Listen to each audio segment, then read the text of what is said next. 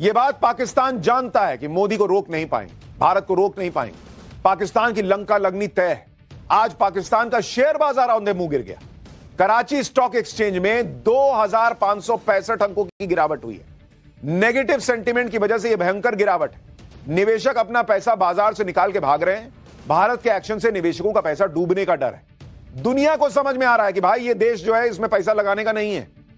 पाकिस्तान भले कहेगा हम भी ये कर देंगे, हम भी वो कर देंगे, दुनिया का कॉन्फिडेंस ही नहीं है कि ये कुछ कर पाएगा। तो उन्होंने कहा एक काम करो, तुम करते रहो, मेरा पैसा निकाल लेने दो, मैं पैसा नहीं डुबाने वाला, तुम्हारा देश तो डूबा ही। पाकिस्तान की बर्बादी की स्क्रिप्ट फाइनल है बॉस।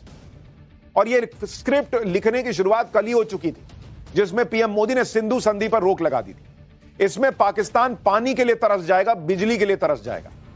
भारत और पाकिस्तान के बीच 1960 में सिंधु जल समझौता हुआ था। नेहरू और पाकिस्तान के अयूब खान ने यह समझौता साइन किया था। सिंधु जल समझौता वर्ल्ड बैंक की मध्यस्थता से हुआ था। समझौता सिंधु बेसिन से बहने वाली 6 नदियों के लिए हुआ। सिंधु बेसिन की 6 नदियों को पूर्वी और पश्चिमी नदियों में बांटा गया था। पूर्वी नदियों सतलज, व्यास और रावी के पानी पर भारत का अधिकार है। पश्चिमी नदियों झेलम, चिनाब और सिंधु के पानी पर पाकिस्तान का अधिकार है। अब आपको वो तस्वीर दिखाता हूं जो उस समय की है जब पंडित नेहरू और पाकिस्तान के राष्ट्रपति अयूब खान ने सिंधु जल समझौते पर दस्तखत किए। इन दोनों के साथ तस्वीर में उस समय वर्ल्ड बैंक के वाइस प्रेसिडेंट रहे विलियम इलिफ भी दिख रहे हैं।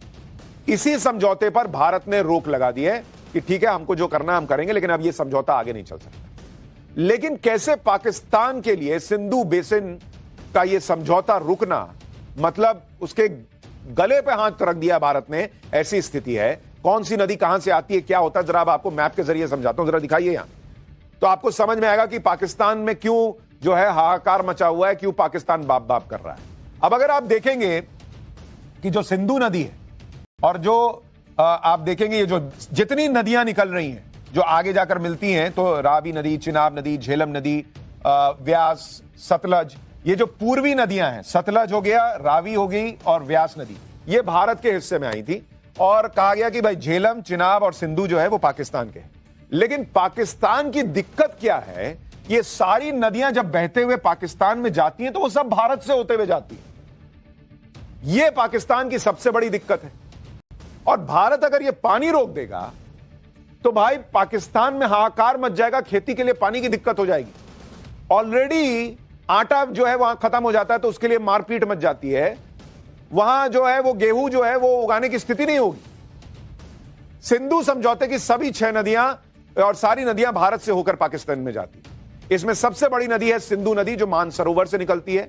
इसमें सतलज, व्यास और रावी पूर्वी नदियां हैं जिनके पानी पर भारत का अधिकार है। झेलम, चिनाब और सिंधु पश्चिमी नदियां हैं जिनके पानी पर पाकिस्तान का अधिकार है। सिंधु जल समझौते पर पाकिस्तान से युद्धों के बाद भी कभी इसे रोका नहीं गया। लेकिन अब पीएम मोदी ने पाकिस्तान को आतंकवाद की सजा देने के लिए इस पर रोक लगाई है। और इससे सिंधु जल समझौते पर भारत ने जैसे ही रोक लगाई, पाकिस्तान क्यों इतना बिलबिला उठा, क्योंकि यह समझौता एक तरह से पाकिस्तान की जीवन रेखा है। इसके बिना पाकिस्तान में अकाल पड़ जाएगा। आप देखिए कि सिंधु जल समझौते पर रोक से पाकिस्तान पर कितना भयंकर असर पड़ेगा। पाकिस्तान पानी के लिए 80% इस समझौते पर निर्भर है भाई।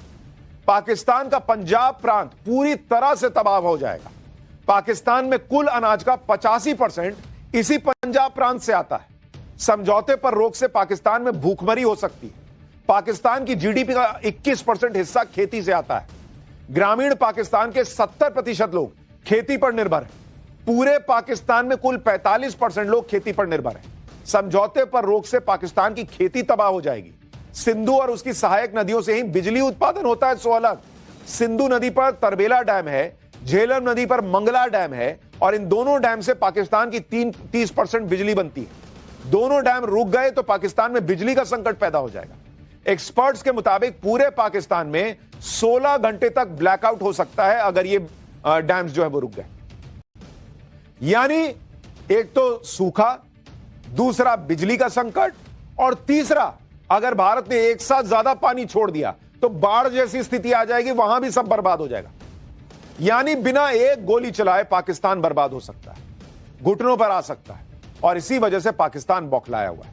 जैसे किसी की दुखती नस नहीं दबा देते, वही हाल पाकिस्तान का है। आप देखिए भारत ने पानी बंद करना शुरू कर दिया है। ये तस्वीरें कश्मीर के रामबन में Baglihar hydraulic power plant dam की है, जो चिनाब नदी पर है। इसका पानी भारत ने रोक दिया, जिससे पाकिस्तान को मिलने वाले पानी में कमी आ गई होगी। उनको धीरे धीरे उधर समझ में आ जाएगा यार पानी नहीं आ रहा है। सिंधु जल समझौते पर रोक के बाद पाकिस्तान जिस तरह से रिएक्ट कर रहा है, उससे भी पाकिस्तान की बिलबिलाहट दिख रही है। पाकिस्तान ने कहा है कि सिंधु समझौते पर भारत की रोक को पाकिस्तान खारिज करता है। कर दो, हमको क्या फर्क पड़ता है। पाकिस्तान के पानी को रोकने का कोई भी प्रयास युद्ध की कार्रवाई माना जाएगा। तुम लोगों को मार रहे हो, वो युद्ध नहीं है। पानी रोका तो युद्ध है। पाकिस्तान की तरफ से इसका जवाब पूरी ताकत के साथ दिया जाएगा। तुम्हारी ताकत 1971 में तुमको दिखा दी गई थी, जब तुम्हारे 90,000 सैनिक शिमला समझौते के बाद छोड़े थे। तो तुम्हारी ताकत जो है वो एक काम करो, लिफाफे में बांधो और पैंट की पिछली जेब में रख लो, हमको ना दिखाओ। पाकिस्तान की भाषा बता रही है कि वो डर में, पाकिस्तान के आतंकी भी खौफ में। हम तो बहुत चुन्नू मुन्नू लोग हैं, हम प्यारे लोग हैं, हम आतंकी है ही नहीं, भारत फंसा रहा है हमको। इन आतंकियों का ये डर जो है ना, यही डर इनके अंदर होना चाहिए। ये क्या, पाकिस्तान के नेता डरे हुए हैं। पाकिस्तान के पूर्व मंत्री चौधरी फवाद हुसैन ने कहा है कि जिम्मेदारी से बचने के लिए मोदी शाह की जोड़ी पाकिस्तान को कुर्बानी का बकरा बना रही है। ये भाई ने ट्वीट किया है, ये इमरान खान सरकार में मंत्री था। सच्चाई है कि यह घटना भारत के गृह मंत्रालय की सुरक्षा और खुफिया विफलता को दर्शाती है। अपनी गलती स्वीकार करने और इस्तीफा देने के बजाय गोदी मीडिया की मदद से गुमराह कर रहे हैं। इनके दोस्त यहां बैठे हैं, लग रहा है वहीं से टर्म ले लिए गोदी मीडिया। पाकिस्तान पर उस घटना के लिए झूठा आरोप लगा रहे हैं जिसमें उसका कोई हाथ ही नहीं था। लेकिन भाई ने यह बोलते बोलते एक चीज तो मान ली कि पाकिस्तान की हालत बकरे जैसी ही है, और इसीलिए लोग मिमिया रहे हैं। पाकिस्तान के बड़े बड़े पत्रकार हामिद मीर ने भी भारत की तरफ से बड़े हमले का डर जताया। नरेंद्र मोदी नी जर्क रिएक्शन में विश्वास नहीं रखते। नरेंद्र मोदी आनंद फानन में कुछ भी कर देने में विश्वास नहीं रखते, लेकिन जब करते हैं तो ठोस कदम उठाते हैं। और जब बोल के कर रहे हैं तब तो भैया पाकिस्तान को समझ में आ रहा है कि इस बार तो इन्होंने बोल दिया है, क्योंकि उसको भी पता है ना कि मोदी जो कहते हैं वो करते हैं। ये तो बच्चा बच्चा जानता है। कल से जो एक्शन शुरू हुआ वो आज भी चल रहा है। पाकिस्तान को नरेंद्र मोदी छोड़ेंगे नहीं, पाकिस्तान को चौतरफा घेरने की शुरुआत हो चुकी है। हम आपको बताएं, आईएनएस विक्रांत को समंदर में उतार दिया गया है। आईएनएस विक्रांत पर मिग-29 फाइटर तैनात है। आईएनएस विक्रांत पर राफेल की भी तैनाती होगी। उधर आईएनएस सूरत भी ताकत दिखा रहा है, यानी पाकिस्तान को समंदर के रास्ते घेरने की भी पूरी तैयारी शुरू हो चुकी है। आईएनएस सूरत पर आज ही मिसाइल टेस्ट हुआ है। आईएनएस सूरत इंडिजिनस गाइडेड मिसाइल डिस्ट्रॉयर की सफल टेस्टिंग कर दी गई है। यह तस्वीर देखिए, यह पाकिस्तान के अंदर भी यह तस्वीर घूम रही है, वायरल हो रही है कि भाई ये तो चौतरफा आ रहे हैं। हमला होने की हालत में यह मिसाइल खुद ही दुश्मन की मिसाइल को पहचान कर उसे हवा या पानी में ही खत्म करने की ताकत रखता है, जो अभी आप स्क्रीन पर देख रहे हैं। उधर पाकिस्तान पर दनादन डिप्लोमेटिक एक्शन भी चल रहा है। आज ही भारत ने सारे पाकिस्तानियों के वीजा रद्द कर दिए, मेडिकल वीजा कैंसल। बॉस तुम यहां मार रहे हो और यहां के इलाज कराओगे, कराओ अपने यहां, वहीं कराओ। पाकिस्तानियों को तुरंत भारत छोड़ने के लिए आज कह दिया गया। भारतीयों को भी कहा गया कि पाकिस्तान मत जाइए। अभी क्लियर कट संदेश है, काउंटडाउन इज ऑन, काउंटडाउन शुरू हो चुका है। किसी भी वक्त पाकिस्तान पर हमला हो सकता है। पाकिस्तान को पिछले 24 घंटे में भी समझ आ गया होगा कि उसके साथ जो होने वाला है वो पहले से कहीं बड़ा होगा, बहुत बड़ा होगा। क्योंकि आज ही भारत ने 25 देशों के डिप्लोमेट्स को बुलाकर बता दिया कि पाकिस्तान की करतूत क्या है। इन 25 देशों में अमेरिका शामिल है, रूस, चीन, यूके, कनाडा, ये सारे देश शामिल हैं। G20 के सारे देश शामिल हैं। नरेंद्र मोदी की आप स्ट्रैटेजी देखिए बॉस। डिप्लोमेटिक लेवल पर अलग काम चल रहा है, डिफेंस के लेवल पर अलग काम चल रहा है। युद्ध करना है, कोवर्ट एक्शन होना है, क्या होना उसके लिए अलग काम चल रहा है। और ये सर्वदलीय बैठक हो रही है, मतलब चौतरफा चीजें चल रही है भाई। दुनिया को बुला के बता दिया है कि देखो ठोकेंगे तो ऐसा ही नहीं ठोक रहे, ये है ही लात खाने के लिए बने हुए, इसलिए इनको ऐसा करना पड़ रहा है। पूरी वर्ल्ड कम्युनिटी को भारत साथ लेकर आ गया है। और इसलिए आप देखिए कि आज बिहार की रैली में नरेंद्र मोदी अचानक हिंदी बोलते बोलते पीएम अंग्रेजी में बोलने लगे। लोगों को समझ में नहीं आया कि पीएम मोदी अचानक अंग्रेजी में क्यों बोले, क्योंकि भाई बिहार हिंदी भाषी प्रदेश है। ज्यादातर लोग हिंदी बोलते हैं, भोजपुरी बोलते हैं, मैथिली बोलते हैं। अंग्रेजी में वहां जाकर नरेंद्र मोदी जैसे नेता क्यों बोलेंगे। लेकिन अंग्रेजी में नरेंद्र मोदी ने इसलिए बयान दिया वहां पर क्योंकि वो वर्ल्ड कम्युनिटी को भी मैसेज देना चाहते थे।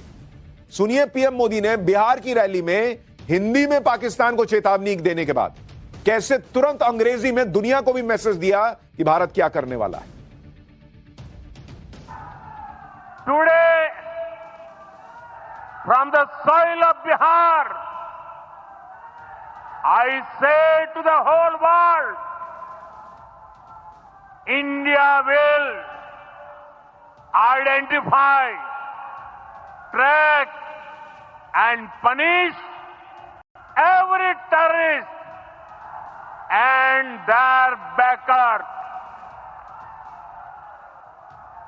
We will pursue them to the ends of the earth. India's spirit will never be broken by terrorism. Terrorism will not go unpunished.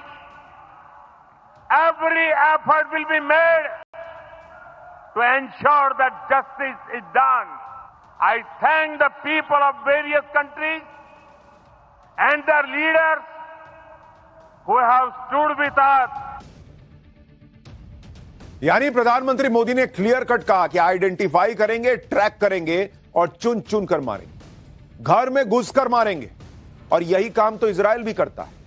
और पीएम मोदी ने दुनिया को बता दिया कि किसी गफलत में मत रहना कि हम क्या करने वाले, ऐसा सोचने की जरूरत नहीं है, हम करेंगे भाई। बता रहे हैं तुमको, अंग्रेजी में भी बता रहे हैं और देश के लोगों को हिंदी में भी बता रहे हैं। शाम होते होते इजराइल के पीएम नेतन्याहू का पीएम मोदी को फोन आ गया, क्योंकि उनको समझ में आ गया कि जो हम करते हैं वही मोदी अब करने वाले हैं, भारत करने वाला है। फोन पर नेतन्याहू की पीएम मोदी से क्या बात हुई, इस पर विदेश मंत्रालय ने बताया।